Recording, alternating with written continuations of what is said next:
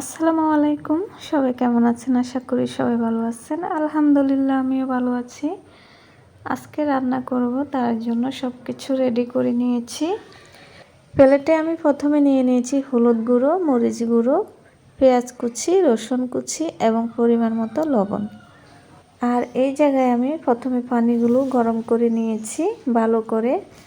ফুটন্ত পানিতে আমি চাউলগুলো ঢেলে দিলাম, ভালো করে নেড়ে দিচ্ছি।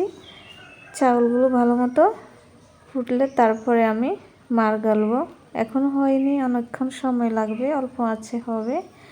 আর এখানে আমি মাংস ধুয়ে নিয়েছি। মাংসের উপরে পেঁয়াজ কুচি এবং আদা রসুন বাটা দিয়ে দিলাম। আরও দিয়েছি লবণ, হলুদ গুঁড়ো, মরিচ গুঁড়ো, পরিমাণ মতো তেল। আর এটা হলো রাঁধুনি গুঁড়ো মশলা। এখন দিয়ে দিলাম পরিমাণ মতো। ভালো করে এখন নেড়ে দিব, সব কিছু মিশিয়ে নেব। আমি আগুনটা জাল দিয়ে দিয়েছি, তার জন্য মাংস থেকে পানি বের হয়ে গেল।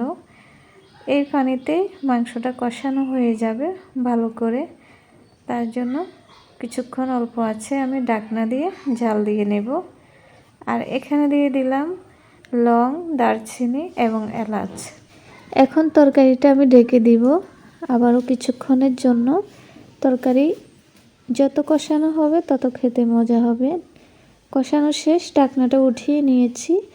এখন আমি এখানে দিয়ে দিব পরিমাণ মতো আলু।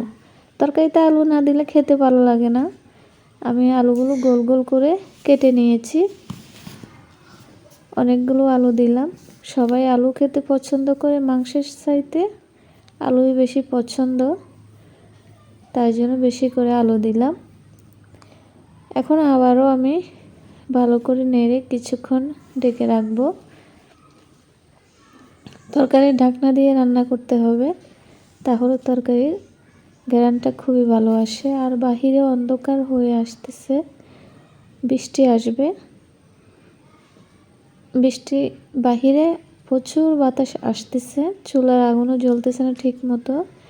তরকারিটা কষানো শেষ, এখন পরিমাণ মতো পানি দিয়ে দিচ্ছি। এই পানিতে তরকারিটা হয়ে যাবে। এগুলো হলো গরম পানি, কুসুম কুসুম গরম পানি আমি ঢেলে দিলাম। এখন তরকারিটা ঢেকে দিব। আর এইদিকে ভাতগুলো হয়ে গিয়েছে, ভালো মতো ফুটে গিয়েছে, খুব সুন্দর। আর বেশি নরম করা যাবে না, তাহলে একবারে নরম হয়ে যাবে। বেশি নরম ভাত আবার খাওয়া যায় না। এখন ভাতগুলো নামিয়ে নিব চুলা থেকে, মাড় গালিয়ে নেব। আর এখানে হয়ে গিয়েছে মাংস এবং আলুর ঝোল। খুব সুন্দর ঘ্রাণ আসতেছে, দেখতেই পাচ্ছেন। প্রচুর বাতাস হচ্ছে, তার জন্য ধোঁয়াগুলো উঠছে। কারণ বাহিরে বৃষ্টি শুরু হয়ে গিয়েছে, অনেক বৃষ্টি। তো বৃষ্টির দিনে আজকে আমার আয়োজন ভাত এবং মাংসের তরকারি। আজকে রান্না আমার এ পর্যন্তই। ভিডিওটি কেমন লেগেছে জানাবেন।